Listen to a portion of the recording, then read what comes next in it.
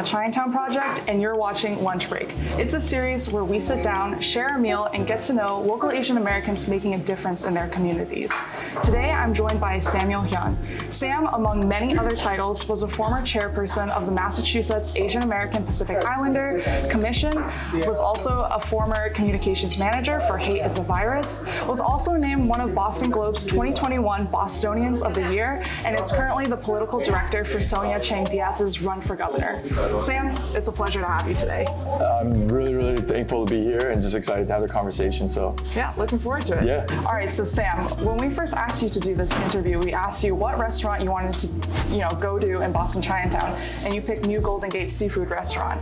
Can you explain a little bit more about what this restaurant means to you? Yeah, this is where I really made my memories in Chinatown. So I've been coming to Chinatown my whole life with my parents. But for me, and I think a lot of young Asian Americans, like it was in the late night restaurants where we made so many of our memories and so it was important to me to just come back and have that nostalgia and what Chinatown means to me as an individual. And so the other part of it is more holistic for the community, where decades ago, when Chinatown really didn't have any political power, there was Uncle Frank who wanted a gate to the entrance of Chinatown. So he went to the mayor at the time, Kevin White, and gave him a proposal. It was well thought, well written, but Kevin White didn't even pay attention to it, and he completely ignored the proposal and goes, "How many votes do you have?" And so Uncle Frank came back with 3,600 votes, and Kevin White goes, "Okay," signs it, and that's how the gate came to be.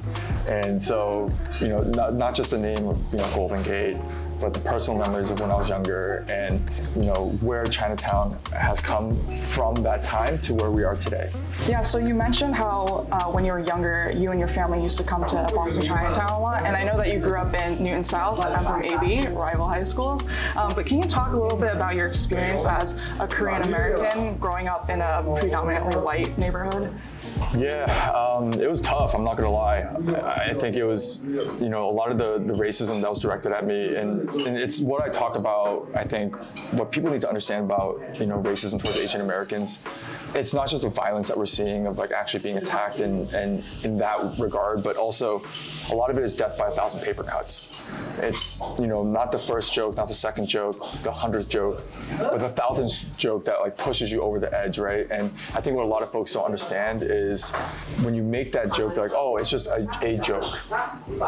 But you don't know if you're the 1,000th person to make that joke and how much harm that causes. And it's when you keep on cutting, it just keeps getting deeper and deeper and deeper. That was my experience a lot, but also it wasn't just the fact that we were enduring racism and having people bully us just for being who we are, but on top of it was our autonomy to be able to be in pain was taken away, because then it's oh, it's just a joke. You're being overly sensitive.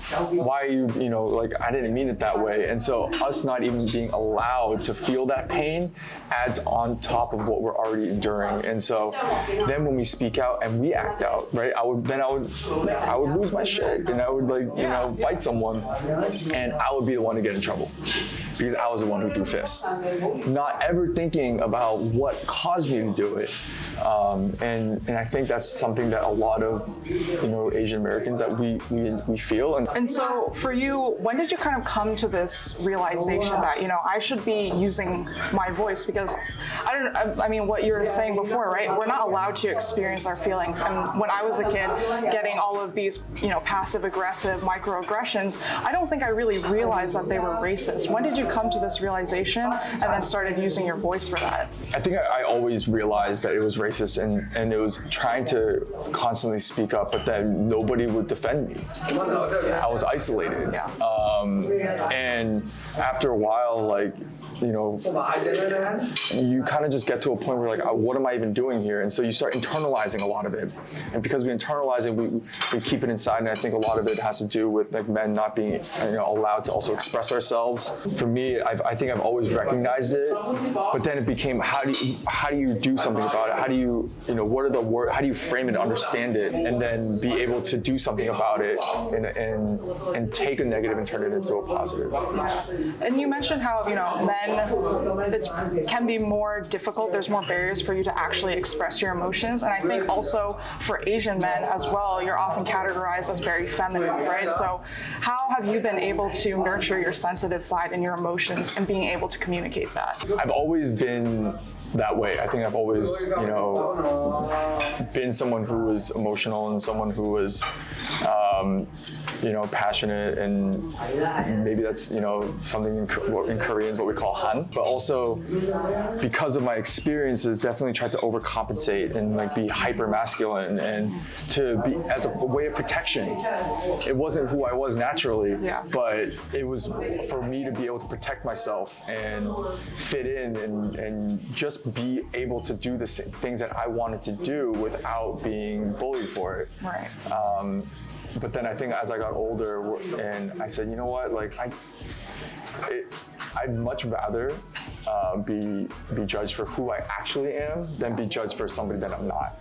Yeah. And so that's when I started just to speak out about, mental health and like dealing with anxiety, having gone through depression, and advocating for, going to therapy and then trying to get people to understand it's not that, just for people who are quote unquote broken, but it's also kind of like training for a sport. Yeah. You want to go and build up the frameworks and the way and the mechanisms to be able to actually be able to process your emotions and feelings and then be able to channel in a way that's actually positive, not just for yourself, but I think for everybody that's around you. Can you tell us a little bit about each dish and why you would want to order it? Yeah, let's get into it. For me, one of my favorite dishes, and it's like a Hyun family, we love this, is beef chow fun. Classic. It's a classic. It's really hard to get it wrong, but when it's really when it's good, it's awesome. Yeah. But also, we wanted to not just order food that was traditionally what people know and are familiar with, but really open up the entire book of cuisine and introduce folks and demystify a lot of it. So what inspired that was when Michelle Lee and the Very Asian hashtag, right, and the lady who called in was offended by I always talk about Asian food, yada yada, and how much we've been bullied over food, right? I couldn't bring Korean food to school. Smelly lunchbox. Exactly.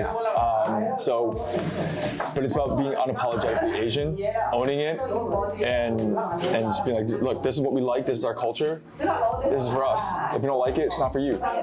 So, we got frog here, fried rice, chow fun, scallion pancakes, we got jellyfish, pork intestine, we also have tofu, and we just got the works. I don't think I've ever tried most of this stuff, so I'm really curious about it. Yeah, I'm super stoked to just kind of dig into it and get after it, so I'm also very hungry. All right, let's dig in.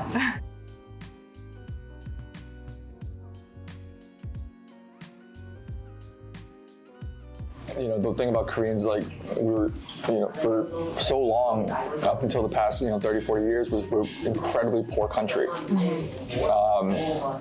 And so we had to be really resourceful about what foods we ate and didn't eat. And it's actually really good timing to talk about Pachinko, which just came out on Apple Plus. I think it's really good to be able to show a lot of people, the history and culture and what happened to Koreans under imperialism. And, for me, as I was watching it, it made me think about my grandmothers a lot. What they must have gone through. A lot of the pain that they just never shared, and still carry with them. Yeah. So, sorry, I didn't think it was gonna be hard to talk about, but food was the love language for so many Asian families. Yeah. And we may not say I love you as much as we should. We may not be as affectionate. We tell each other that we love one another by feeding us. And so food is more than just survival. survival, but it's love. Whether it's cut fruit, Classic. Or it's fighting over the last piece of kalbi. And we fight over it because of scarcity. And why our parents are like, eat every single bite.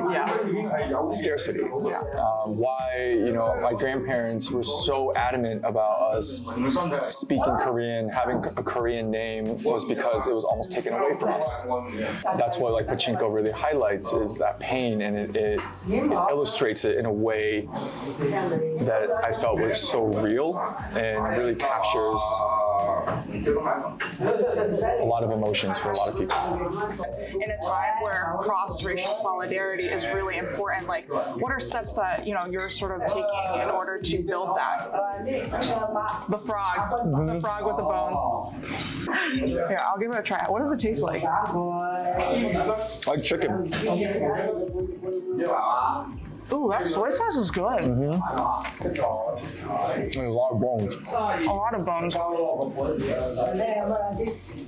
That doesn't taste how I thought it was going to taste, actually. It's good though.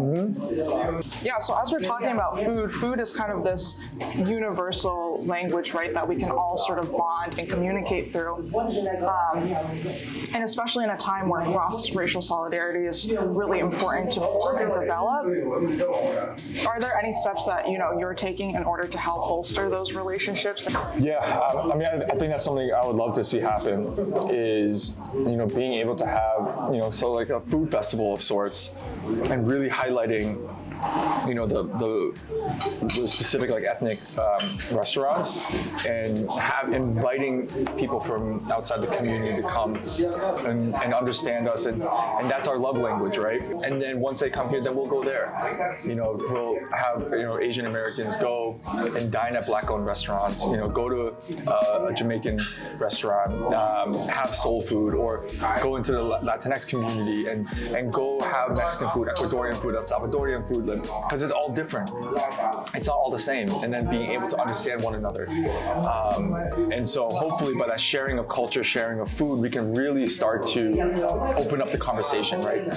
When you share a meal, when you share drinks with somebody, that puts down the guard, and then you're able to have honest and real conversations. Yeah. All right, Sam, how was the food? Awesome. If you're ever gonna eat frog, just make sure to watch out for the bones, but other than that, the food's awesome. Maybe not a first date food. Yeah, probably a good idea.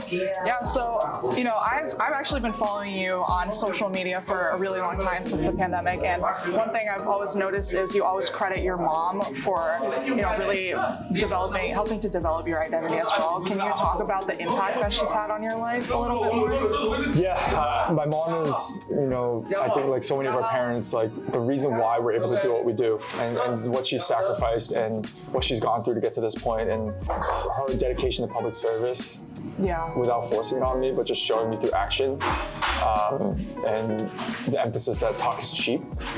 All those things that really impacted me, and even just her story of how she came to this country.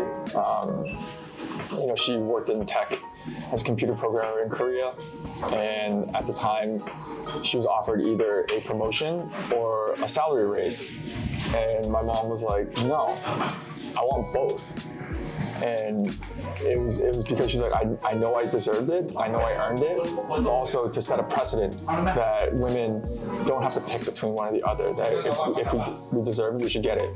And that was also what drove her to accepting to be arranged married to my dad, because my dad lived in the States, was an American citizen at the time, and she was like, I want to raise my children in a non-misogynistic, paternal, nepotistic society, only to realize that she played herself because she just moved to a bigger one. But it's those values and that mindset that really, I think, impacted me a lot, and just understanding, just unpacking a lot of the own misogyny that that you learned and through patriarchy, and I'm not gonna sit here and be like I'm perfect about it. I'm sure I have to continue to work on it. I think being able to have have that relationship with her really helped me to be able to really understand and learn and listen. And I know your mom owns a laundromat now, so how was that? Is that something that you grew up with in the laundromat business, or what was that like for you? No, the laundromat really changed our life in many ways. She used to work 3-4 jobs at a time. You know, she really pushed and saw the laundromat business as a way to be able to provide a different life. And it was right next to our house, and so she could still be there to be a parent as she was raising us by herself. But also it was a way for her to interact with people, just get to know folks. And the amount of times people have there have been several times when people have stopped me in the street to be like, "Are you Donna's kid?" And I'd be like, "Yeah, how do you know my mom?" And this one guy was like, I was in the laundromat one day, just completely down in the dumps. I'd given up on life. And I was just there to, just do my laundry one last time. And your mom came over and asked if she could, talk to me and give me a hug. And then she goes, "Can I pray for you?" And he said that it was just that level of love from a complete stranger that gave him hope in society and humanity again. She didn't have to do that. But that's who she is, and if I can just be, a fraction of the person that she is, then I feel like I've made the world a better place.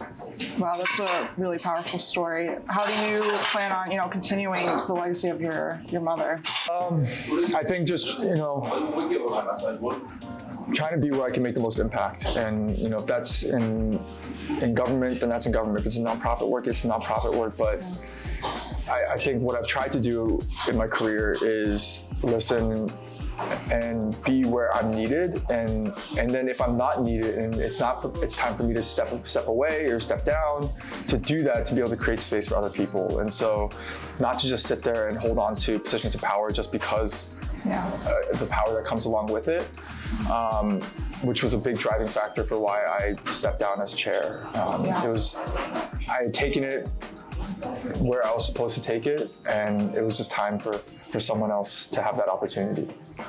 So what does the future hold for you?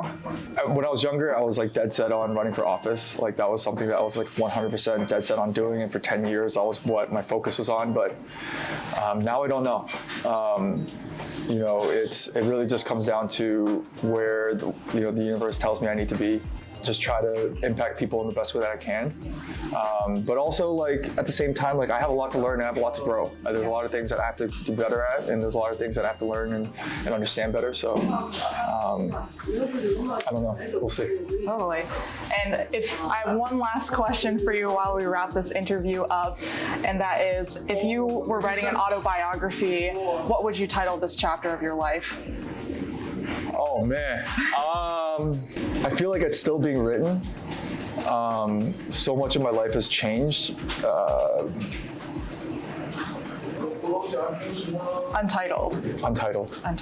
All right. Well, on that note, I really want to thank you for being here. It was such a pleasure to speak with you and get to know you more. And thanks for being on lunch break. No, I appreciate it. This was awesome. I feel like this is the start of something really, really cool and impactful. And I wish I had this kind of content when I was younger. I wish I had access to be able to see people that looked like me, that understood me, and be able to be in community with those folks. And so I really appreciate you having me. I really appreciate the work that you're doing, and I'm just really excited to see what else you do in the future. Tell all the people, all the cameras, where they can follow you and find you on social media. You can find me on TikTok, Instagram, Twitter at Samuel J. Hyun. So it's SamuelJHyun. And if you have any anxiety about saying Hyun, it's literally Hyundai without the day. Break. Lunch break. Yay!